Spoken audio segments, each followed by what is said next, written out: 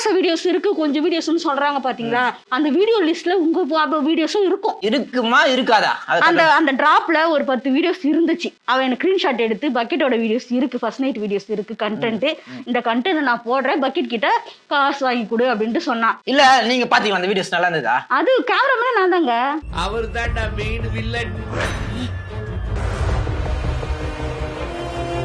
கேமராமேனே நீதான், அப்ப நீயே கேள்வி கேட்க வந்துட்டியா?